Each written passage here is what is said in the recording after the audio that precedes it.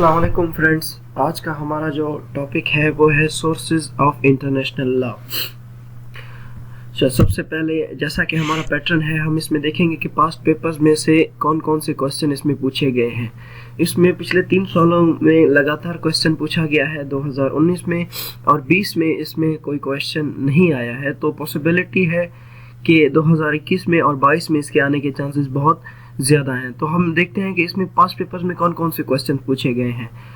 2016 में पूछा गया है, what are the material sources of international law, discuss any 2 of them in detail with necessary examples. तो इसमें आपने बताना है कि मटेरियल सोर्सेज टोटल कौन से हैं, प्राइमरी एंड सेकेंडरी। फिर आपने बताना है उनमें से 2 की जो है वो डिटेल से वजाहत देनी होती है। तीसरे, अब 2017 में जो सवाल पूछा गया है वो बेसिक डिफरेंस पूछा गया है primary and subsidiary source of international law में। अच्छा, from the theoretical standpoint, the provision for applying the general principles sounding the death knell of positivism, ये भी जो है सोर्सेज से रिलेटेड है, लेकिन इसमें एक जनरल प्रिंसिपल्स पे फोकस किया गया है। ठीक है, तो हम इस लेक्चर में देखेंगे कि इन सारे क्वेश्चंस को कैसे डील करते हैं और इस टॉपिक को में क्या क्या चीज़ पढ़नी है।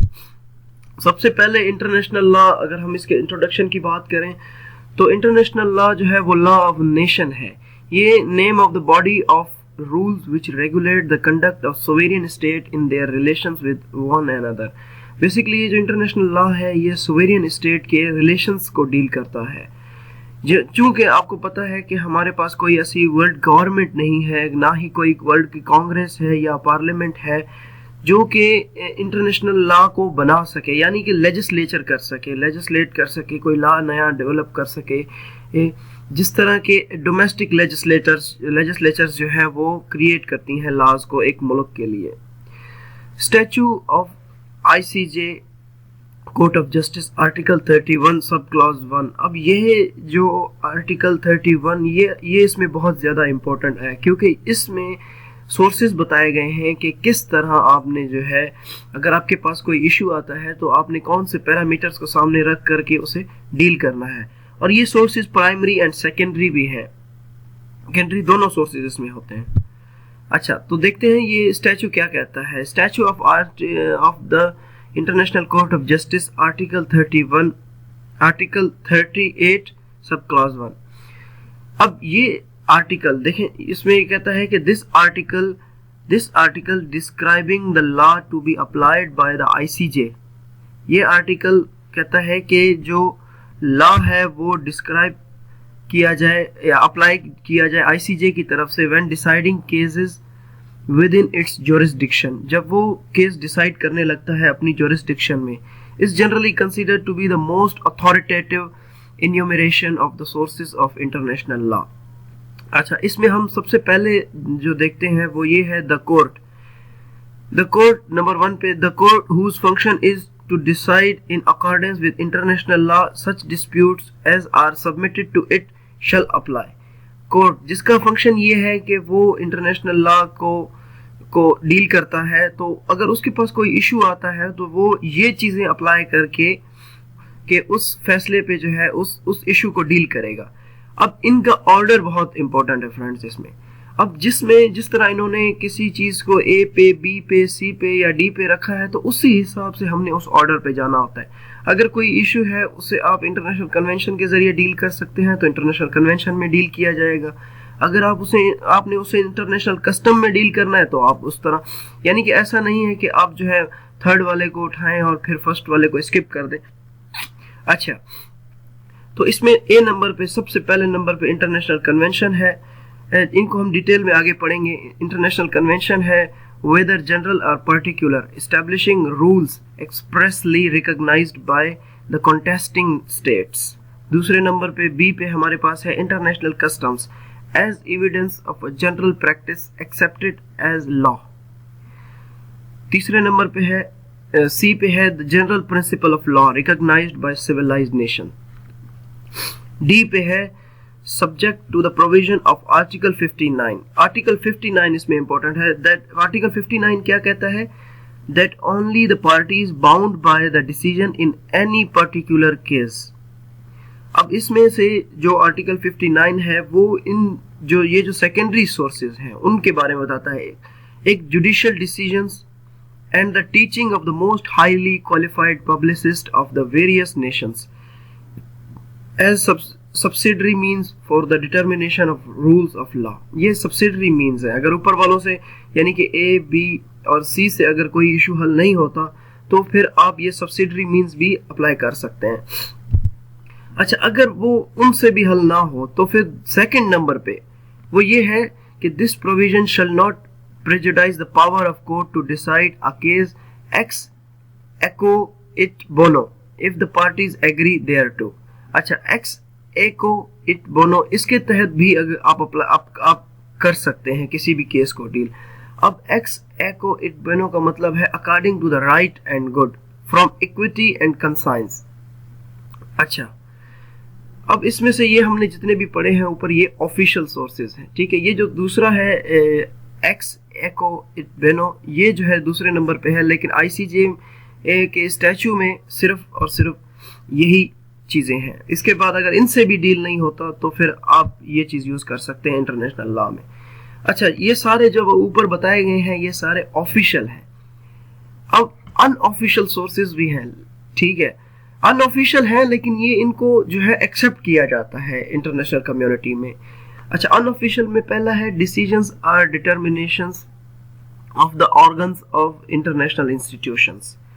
उसके अलावा है रेजोल्यूशंस ऑफ इंटरनेशनल कॉन्फ्रेंसेस। कोई भी इंटरनेशनल कॉन्फ्रेंस अगर कोई रेजोल्यूशन पास करती है तो उसको भी आप यूज कर सकते हैं as a international law, source of international law.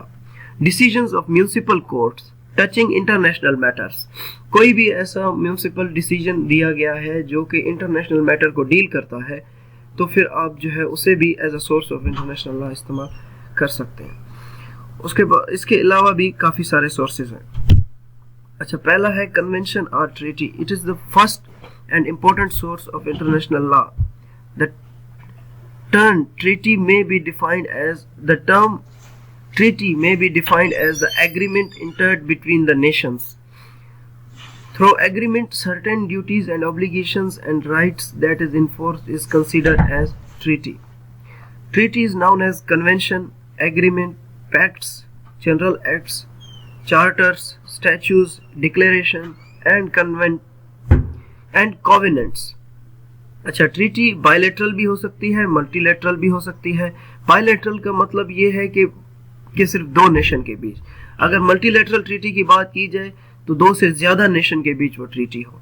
अब इंपॉर्टेंट ट्रीटीज हमारे पास कौन सी हैं? Geneva convention. जिनीवा कन्वेंशन क्या है? जिनीवा कन्वेंशन बेसिकली एक सीरीज ऑफ ट्रीटीज हैं जिसमें ट्रीटमेंट बताई जाती है, यानी कि आईएचएल के तहत इंटरनेशनल ह्यूमैनिटेरियन लॉ के को ये ट्रीटीज डील करती हैं। इसमें basically prisoner of war, soldiers who are otherwise rendered, ठीक है, डी कॉम्बैट, ठीक है, कि यानी कि आउटसाइड ऑफ फॉट या फिर इनकेपेबल ऑफ फाइट, उनको ये डील करती है जिनीवा कन्वेंशंस। वियना कन्वेंशन दूसरी ट्रीटी है। Vienna convention on diplomatic relations of 1961 international treaty है जो कि डिप्लोमेटिक रिलेशन को के फ्रेमवर्क को बताती है। अब अगर हम important landmark case on treaty cases of treaty की बात करें तो हमारे पास दो इंपॉर्टेंट केसेस हैं। सबसे पहला है whaling in the Antarctic, Australia versus Japan, New Zealand intervening. इसका जो है जजमेंट दी गई थी 31 मार्च 2014 को। अच्छा, दूसरा हमारे पास है pulp mills on the river Uruguay, Argentina versus Uruguay. इसकी जजमेंट 20 अप्रैल 2010 में आई थी। अच्छा, ये इंपॉर्टेंट जो है लैंडमार्क केसेस ऑन ट्रीटीज है। अब हमारे पास दो तरह की ट्रीटी होती है, एक लॉ मेकिंग ट्रीटी होती है, दूसरी ट्रीटी कॉन्ट्रैक्ट्स होती हैं, ठीक है। अब लॉ मेकिंग ट्रीटीज वो ट्रीटीज होती हैं जो एक लार्ज नंबर ऑफ स्टेट पे मुश्तमिल होती हैं। ये कंसीडर की जाती हैं direct source of international law. ये बाइंडिंग होती हैं तमाम नेशन पे। जैसे कि अगर हम इसकी एग्जांपल की बात करें लॉ मेकिंग ट्रीटी की तो UN charter, Geneva convention on the law of the. Sea the law of of the basically एक ट्रीटी है, द जेनोसाइड कन्वेंशन ऑफ 1978, ठीक है। ये लॉ मेकिंग ट्रीटीज है। अगर आप दूसरी टाइप की बात करें ट्रीटी कॉन्ट्रैक्ट्स की, this is such type of treaty which are entered into by 2 और मोर स्टेट्स। ठीक है, ये 2 या उससे ज्यादा स्टेट्स में होती है। The provision of such treaties are binding only on parties of the treaty. ये सिर्फ इनकी प्रोविजन सिर्फ उन पे लागू होती है जो कि उसकी पार्टीज हैं उस ट्रीटी के। ये ट्रीटी जो है सोर्स ऑफ इंटरनेशनल लॉ भी कंसीडर होती हैं। It also help in the development of customary international law. ये कस्टमरी इंटरनेशनल लॉ ट्रीटी में हेल्प करता है, जैसे कि Indo Nepal treaty on trade, ठीक है, India and Pakistan treaty on trade, ठीक है। तो इस तरह की अगर कोई ट्रीटी होती है तो वो फिर इंटरनेशनल लॉ में वो भी हेल्प करती है। अच्छा, सेकंड हमारे पास source of statute of ICJ के तहत हमारे पास है कस्टम। ये second source of international law है, ये सबसे पुराना है और original source of international law है। ये इंटीग्रल पार्ट ऑफ लॉ है। कस्टम्स वो हैबिट्स, वो प्रैक्टिसेस होती हैं जो कि नेशंस, स्टेट्स कॉमनली ऑब्जर्व करती हैं, और इसका जो वायलेशन है वो against the courtesy of international behaviour माना जाता है। ठीक है, according to the article 38 of the statutes of the ICJ recognizes international custom as source of international law। अब इसके एलिमेंट्स क्या हैं? Element for making custom as international law, वो कौन से एलिमेंट एक कस्टम में होने चाहिए तभी वो एक इंटरनेशनल लॉ बनता है। सबसे पहला जो पॉइंट है, duration of state practices. Any practice that is newly started in society is not considered as customary law. कोई भी ऐसी प्रैक्टिस जो अभी शुरू हुई है आप उसे इंटरनेशनल लॉ कंसीडर नहीं कर सकते हैं। उसका जो ड्यूरेशन है वो इनफाइनाइट होना चाहिए, मतलब आपको पता भी ना हो कि ये कब से शुरू हुआ है। दूसरा है uniformity and consistency in practice. वो यूनिफॉर्मली और कंसिस्टेंसी से जो है वो प्रैक्टिस की जाती हो। ऐसा ना हो कि 5 साल पहले प्रैक्टिस की जाती थी, अब कुछ साल बाद फिर वो प्रैक्टिस की जा रही है, अब पॉसिबिलिटी है कि अब फिर कुछ साल बाद फिर वो बंद हो जाएगी। ऐसे नहीं होनी चाहिए उसमें। Generally in practice, generally in practice का मतलब ये है कि वो पूरी दुनिया में प्रैक्टिस की जानी चाहिए, आमतौर पे ही उसे प्रैक्टिस किया जाता हो। ऐसा ना हो कि उसे जो है एक कम्युनिटी प्रैक्टिस करती है या कोई डेवलप्ड नेशन प्रैक्टिस करती है तो हम उसे इंटरनेशनल लॉ में इंटर कर देंगे, ऐसा नहीं होना चाहिए उसमें। अच्छा, उसके बाद हमारे पास है ओपिनियो जोरिस। ओपिनियो जोरिस, इसका मतलब है कि practice can be element of customary law which are not against the public policy. कोई भी ऐसी प्रैक्टिस जो पब्लिक पॉलिसी के खिलाफ नहीं है, आप उससे भी कस्टमरी लॉ का हिस्सा बना सकते हैं। अच्छा, ये हमारे पास 2 मेजर सोर्सेस हो गए। अब हमारे पास थर्ड सोर्स है हमारे पास general principle of law. General there is another source of international law, that is general principle of law. General principle are based on moral principle and law of nature। ये इसकी base है, ये basically base होते हैं moral principle पे और law of nature पे। The statute of ICJ authorities court to apply the general principle of law that is recognised by the civilised nations. अच्छा, इसमें जो कंडीशन रखी गई है जनरल प्रिंसिपल ऑफ लॉ में, वो ये हो कि उसे रिकॉग्नाइज करते हो civilised nation. The general principle of law are based on justice and equity. इसकी जो ये किस चीज पे बेस होनी चाहिए? जस्टिस पे बेस होनी चाहिए और इक्विटी पे बेस होनी चाहिए। ठीक है, इसका जो बेसिक प्रिंसिपल है वो ये है कि ये इनडिस्प्यूटेबल हो। ऐसा ना हो कि एक कम्युनिटी के लिए तो ये एक्सेप्टेबल हो लेकिन दूसरी कम्युनिटी उसे एक्सेप्ट ना करती हो, तो ये जनरल प्रिंसिपल ऑफ लॉ नहीं हुआ और फिर इसे आईसीजे ये अप्लाई नहीं करेगा। अब इसको रीजन क्या है कि आप जो है जनरल प्रिंसिपल ऑफ लॉ को as a source of international law consider किया गया है? The main reason is that such situation may arise when there is absence of law relating exactly to the point. अब ऐसी भी तो situation rise हो सकती है कि हमारे पास उसका कोई डिफाइनाइट लॉ ना हो, जो हमारे पास प्रॉब्लम आया हो, तो इंटरनेशनल लॉ के पास कोई लेजिस्लेटिंग मेथड भी नहीं है कि वो जो है फिर कोई ऐसा मतलब रूल उस पर बना सके, कोई नया लॉ उस पर ला सके कि ताकि उस नई सिचुएशन को डील की जाए।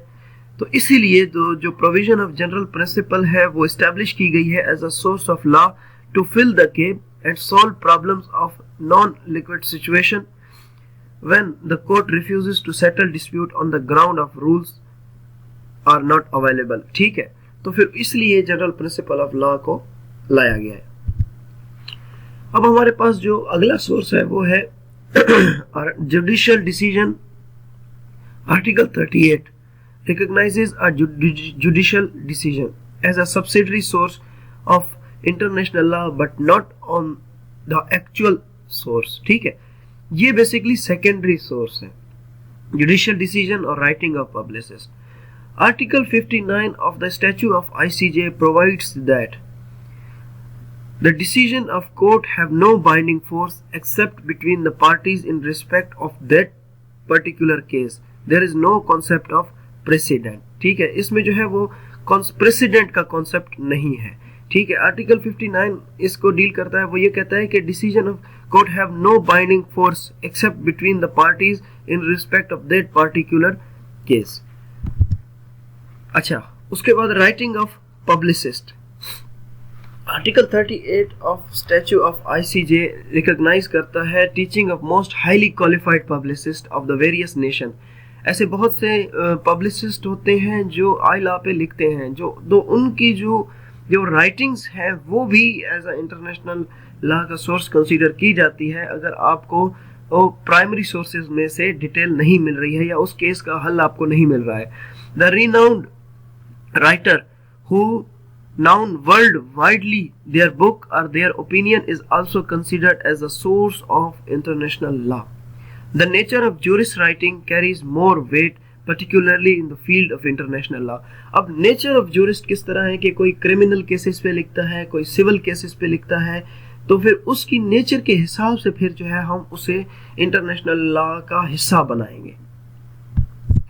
So that's it, आज का हमारा टॉपिक यहीं तक था। आई होप आपको सीखने को मिला हो। So thank you.